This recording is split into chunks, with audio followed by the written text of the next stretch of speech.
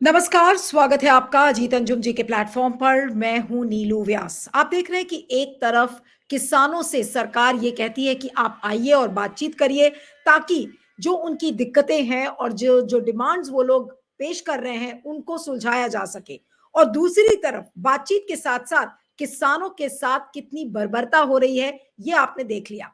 लेकिन किसानों की आवाज को कुचलने में भी मोदी सरकार ने कोई कसर नहीं रखी है। और इस बात की पोल किसने खोली, आप सोचिए। इलॉन मस्क, जो कि एक्स के मालिक हैं। एक्स वही कंपनी है जिसको हम पहले ट्विटर कहते थे, और आज इलॉन मस्क ने मोदी सरकार की गतिविधियों का ऐसा खुलासा किया है कि आज मोदी सरकार की पूरे विश्व में थू थू हो रही है इस बात को लेकर कि अभिव्यक्ति की आजादी उनके लिए मायने नहीं रखती है। जो एक्स जो कंपनी है इलॉन मस्क की, जो कि ट्विटर थी पहले, उसका जो ग्लोबल गवर्नमेंट अफेयर्स अकाउंट है, यानी कि जो अलग अलग देशों में जहां पर उनके ट्विटर के अकाउंट्स हैं, यानी कि एक्स के अकाउंट चल रहे हैं, तो उस देश में ट्विटर अपना हिसाब किताब, अपने एम्प्लॉयज का हिसाब किताब हर देश में रखता है। तो उसी तरीके से आज ग्लोबल गवर्नमेंट अफेयर्स ने अपने ट्विटर अकाउंट से, अपने एक्स अकाउंट से एक ट्वीट लिखा, और उस ट्वीट में बिल्कुल साफ साफ कहा है, और उस ट्वीट को मैं आपको दिखाऊंगी स्क्रीन पर और मैं पढ़ भी देती हूं ताकि आपको समझ में आ जाए कि मोदी सरकार किस तानाशाही की ओर बढ़ रही है। भारत जो कि एक लोकतंत्र था, आज वो तानाशाही के देश में बदल गया है। ग्लोबल गवर्नमेंट अफेयर्स का जो ट्वीट है, अब मैं आपको उसको पढ़ती हूं ताकि उसको आपको आइडिया लगे कि एग्जैक्टली इसमें क्या कहा है।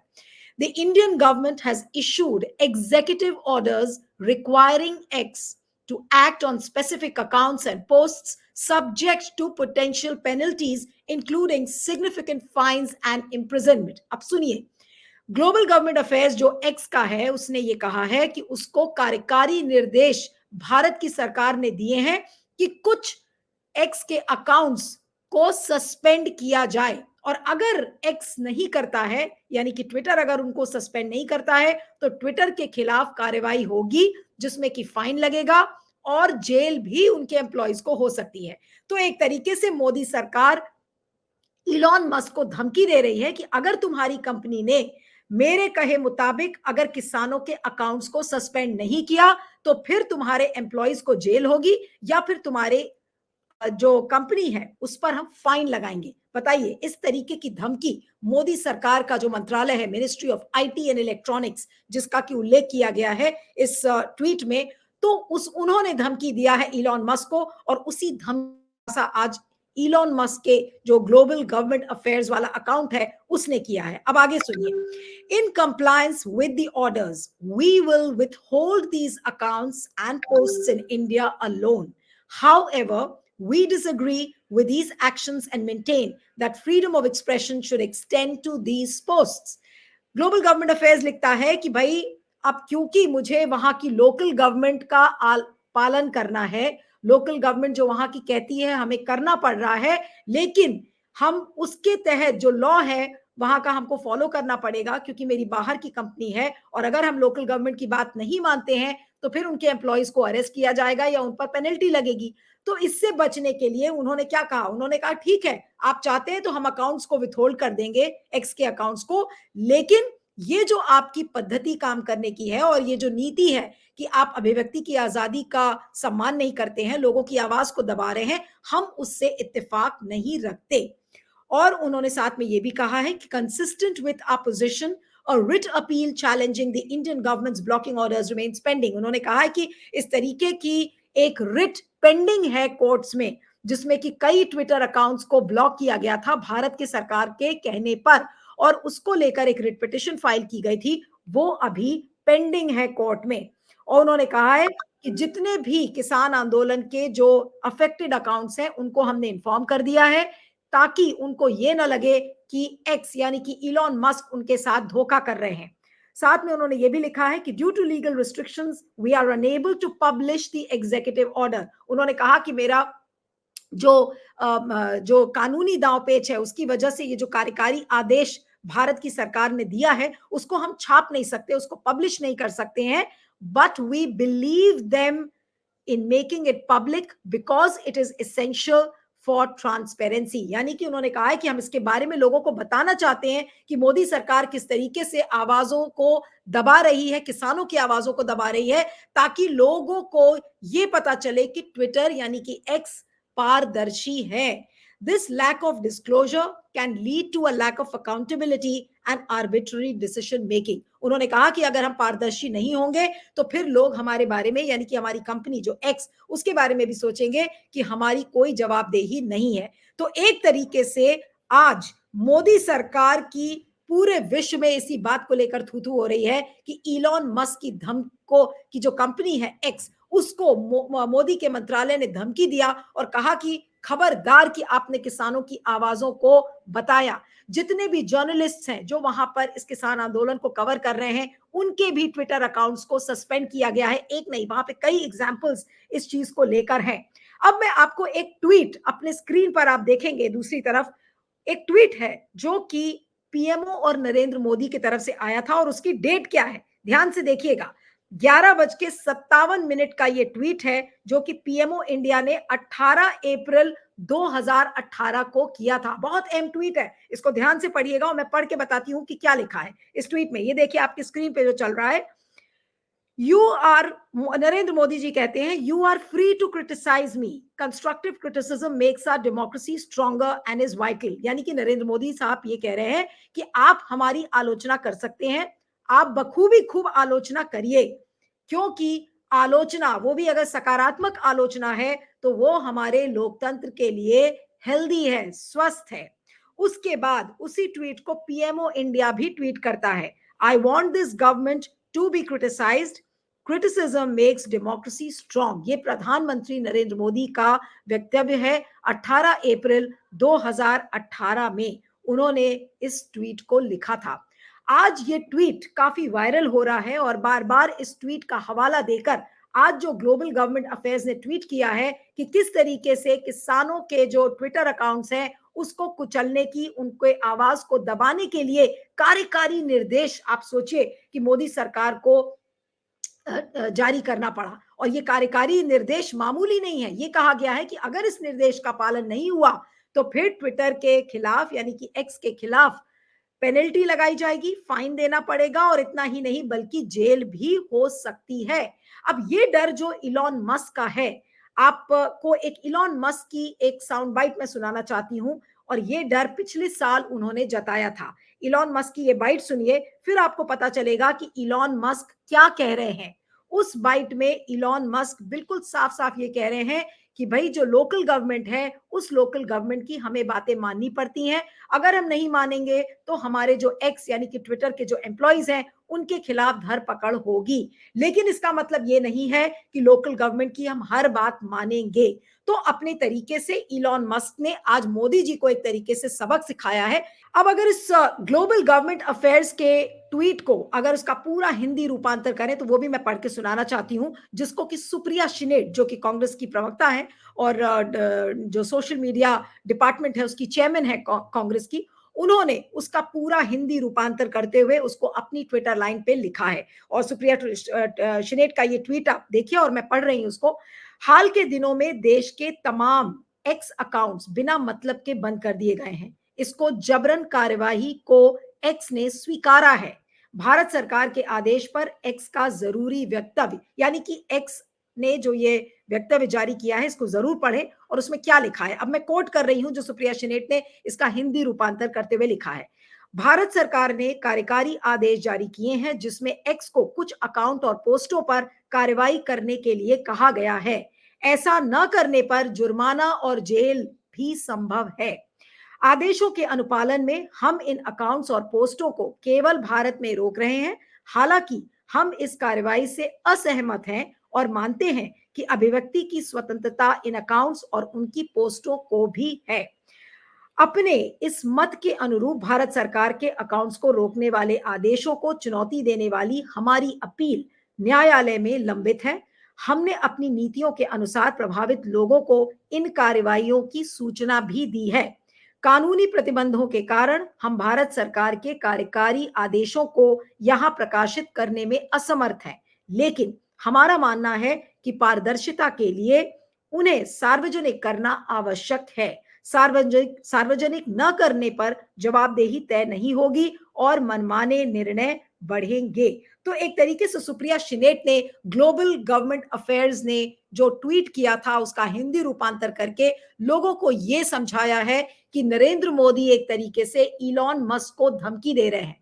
तो लोकल गवर्नमेंट के जो रूल्स हैं उन रूल्स का पालन करते हुए उन्होंने अकाउंट्स को विथहोल्ड किया है, लेकिन साथ में मोदी जी को मदर ऑफ डेमोक्रेसी का सबक जरूर सिखा दिया है। अब मोदी जी की ये बाइट सुनिए, एक ये बाइट जहां पर वो मदर ऑफ डेमोक्रेसी की बात कर रहे हैं, जरा सुनिए। अपने विदेश दौरे पे थे जहां पर वो ये कहते हैं कि India is a mother of democracy. बहुत ही बहुचर्चित ये बाइट है, इसको सुन लेते हैं आज और फिर आपको बताते हैं कि ये क्या मौजूदा हालात में क्या ये चीज संभव है।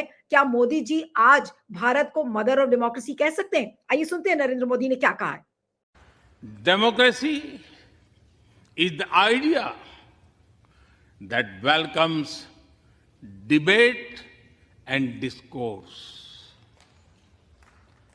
Democracy is the culture that gives wings to thought and expression.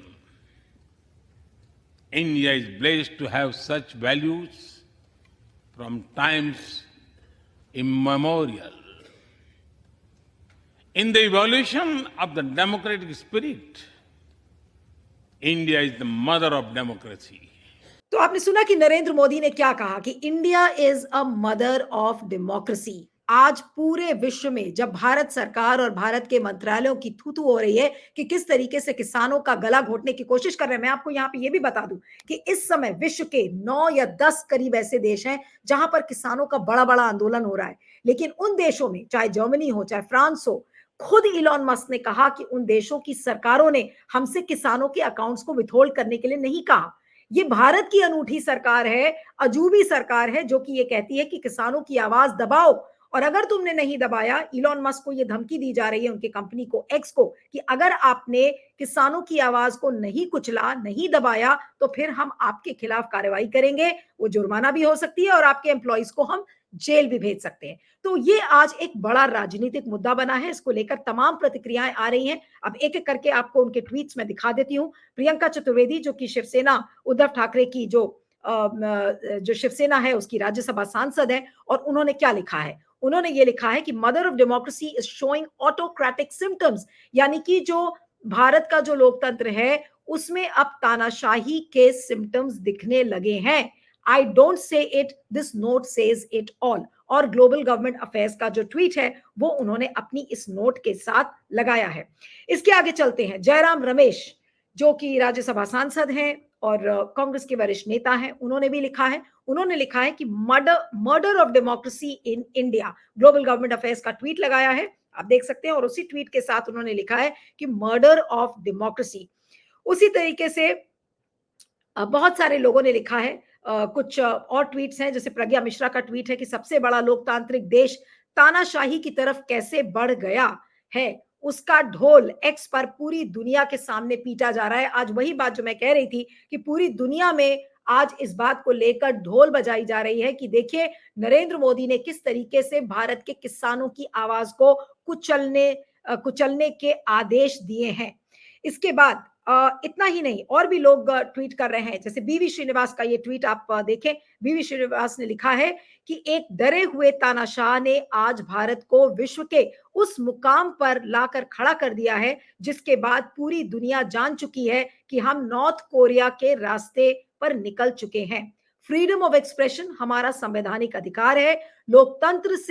लोकतंत्र में सरकार से सवाल पूछना देशद्रोह नहीं, उसकी खूबसूरती होती है, ये बीवी श्रीनिवास ने लिखा है। उसके बाद सुप्रिया श्रीनेट ने एक और ट्वीट किया है जिसमें उन्होंने लिखा है कि global glory for India, you have reduced our democracy to a joke mister Modi. यानी कि नरेंद्र मोदी ने आज हमारे लोकतंत्र का एक भद्दा मजाक बनाकर रख दिया है, और ये केवल एक डरपोक नेता इस काम को कर सकता है। उसी तरीके से लगातार इस चीज को लेकर ट्वीट्स आ रहे हैं, और जो पीएमओ इंडिया का जो ट्वीट है, I want this government to be criticised, criticism makes democracy strong, जहां पर प्रधानमंत्री नरेंद्र मोदी बोला था, मैं बार में फिर से उस डेट को दोहराना चाह रही हूं। 18 अप्रैल 2018 11:57 का वो ट्वीट है पीएमओ इंडिया की तरफ से, जहां पर प्रधानमंत्री ने अपना सीना ठोक कर कहा था कि मैं तो चाहता हूं कि मेरी सरकार की आलोचना हो। अब आज मेरा सवाल प्रधानमंत्री नरेंद्र मोदी से ये है कि आप किसानों को क्या मुंह दिखाने लायक बचे हैं? आप एक तरफ किसानों का जो जहां पर वो उनका जो पूरा स्थल है, जहां पर शांतिपूर्वक ढंग से विरोध प्रदर्शन कर रहे हैं, अपनी डिमांड्स को लेकर सामने आए हैं कि उनको पेंशन चाहिए, उनको 200 दिन का रोजगार चाहिए और कुछ और डिमांड्स लेकर, एमएसपी को लेकर एक लीगल गारंटी दी जाए। ये डिमांड्स इतनी इलॉजिकल हैं कि आप उनकी आवाज को कुचल दें। आपको किस बात का डर है? ये सबसे बड़ा सवाल है कि क्या आज किसानों से नरेंद्र मोदी डर गए हैं? क्या उनको ये लगने लगा है कि किसान उनके दुश्मन हो गए हैं? क्या नरेंद्र मोदी को ये लगने लगा है कि किसान का तो अब एक ही ऑब्जेक्टिव है कि मोदी जी को सिंहासन से हटा दो? इस वजह से उन्होंने क्या किया? किसानों के ऊपर रबर बुलेट्स, आंसू गैस के गोले फिकवाए। इतना ही नहीं, कल वो एक नवयुवक किसान, 21 साल का जो किसान था, उसकी मौत हो गई। क्यों? क्योंकि उसके ऊपर गोलियां चलाई गई। और एक किसान ऐसा है जिसकी हालत बहुत ज्यादा खराब है। और पूरे शंभू बॉर्डर को जिस तरीके से उसकी बैरिकेडिंग की गई है, वहां पर कीलें बिछा दी गई हैं, दीवारें खड़ी कर दी गई हैं। ये क्या दर्शाता है? क्या नरेंद्र मोदी इतने किसानों से डर गए हैं? ये वही किसान है जिसको नरेंद्र मोदी खुद बड़े गर्व के साथ ये कहते थे कि ये तो हमारे अन्नदाता हैं, हम अन्नदाता की ओर नतमस्तक हैं। इन्होंने ये भी कहा कि अगर अन्नदाता नहीं होंगे तो भारत एक भी दिन चल नहीं सकता। आज नरेंद्र मोदी की वो लाइनें कहां हैं? आज नरेंद्र मोदी को इन किसानों से सिंपैथी क्यों नहीं है? और मोहरा बना बनाकर किसानों के ऊपर अटैक किया जा रहा है। हरियाणा की सरकार को आप देख लीजिए, एक भी चीज उससे छूटी नहीं हुई है। पूरे उस क्षेत्र को युद्ध स्थल में बना दिया गया है। पंजाब की सरकार भी ऐसा लग रहा है कि अब केंद्र सरकार के साथ मिल गई है और मिलकर ये जो पूरा षड्यंत्र किसानों के साथ रचा जा रहा है, ये आखिर किस बात का संकेत है? आज यही जो षड्यंत्र मोदी सरकार किसानों के खिलाफ रच रही है, आज एक तरीके से इलॉन मस्क ने जो ग्लोबल गवर्नमेंट अफेयर्स का जो ट्वीट है, आज उसने इस बात की तस्दीक कर दी है कि किसानों का गला तो घोटना ही चाह रही है, लेकिन साथ में मोदी सरकार की नीयत कितनी खराब है कि ना तो उसको लोकतंत्र में विश्वास है, ना किसानों में विश्वास है, ना अभिव्यक्ति की आजादी में विश्वास है। यानी कि मौलिक अधिकारों का, अदालतों का कोई ख्याल मोदी सरकार को नहीं है। अब ऐसे में सवाल ये उठता है कि अगर ग्लोबल गवर्नमेंट अफेयर्स का ये ट्वीट बिल्कुल साफ साफ ऑन रिकॉर्ड इस बात को कह रहा है कि किसानों के अकाउंट्स को बंद करने के लिए कार्यकारी निर्देश दिए गए हैं और उस निर्देश को इलॉन मस्क की कंपनी नहीं छाप सकती क्योंकि लीगल रिस्ट्रिक्शंस उस पर हैं, तो क्या आज हमारे भारत की अदालत इस पर संज्ञान लेंगी? अदालतों के पास, खासकर सुप्रीम कोर्ट के पास, सुओ मोटो कॉग्निसेंस लेने का की पूरी पावर्स हैं। आज क्या अदालत इन इश्यूज को उठाएगा?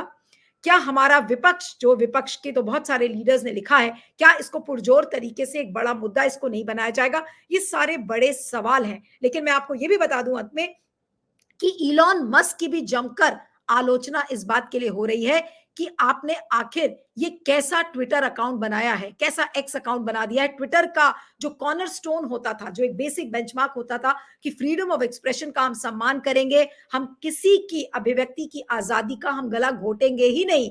यहां पर ट्विटर, यानी कि जो इलॉन मस्क की कंपनी है, वो तो एक ट्रेड और कॉमर्स की कंपनी है, उसको बिजनेस से मतलब है, उसको, ये एक बिजनेसमैन है, उसको ये पूरा ख्याल है कि भाई उसका बिजनेस खराब ना हो, उसके प्रॉफिट्स में कमी ना हो, उसको क्या लेना देना है। लेकिन फिर भी वो लोकतंत्र की में अभिव्यक्ति की आजादी की बात करते हुए आज उसने नरेंद्र मोदी की ऐसी पोल खोली है कि नरेंद्र मोदी की सरकार के लिए आज बहुत ही एक शर्मनाक दिन है। और आज इस हरकत को करने के बाद क्या नरेंद्र मोदी वाकई में किसानों के साथ बातचीत करने लायक बचे हैं? क्या वो किसानों को मुंह दिखा सकते हैं? ये सारे बड़े सवाल है। अब ये किसानों को भी सोचना होगा।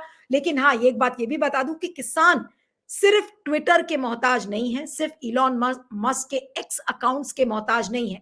उनके जो कम्युनिकेशन के चैनल्स हैं वो बहुत सारे हैं और वो अलग अलग तरीके अपनाकर अपनी बातों को कहेंगे और सरकार को से जो भी उनकी जो डिमांड्स हैं उसको उसके सामने रखेंगे। लेकिन आज ये एक सरकार के लिए एक मंथन का दिन है कि आज अगर इलॉन मस्क मोदी जी को आईना दिखा रहा है कि देखिए आपके इस लोकतांत्रिक देश में तानाशाही कहां से कहां पहुंच गई है, तो आज ये नरेंद्र मोदी को सोचना होगा और इसको लेकर भी लोग चुनौती देते रहेंगे। लेकिन जो किसान आंदोलन है, मुझे लगता है कि वो तो कल जब किसानों के ऊपर फायरिंग हुई थी, जिसमें कि एक किसान की मौत भी हो गई, उसके बाद तो सक्रिय होगा भी। लेकिन जब किसान सारे ये देख लेंगे कि उनकी आवाज को इस तरीके से मोदी सरकार कुचलने की कोशिश कर रही है, तो भला ये किसान आज क्यों रुकेंगे?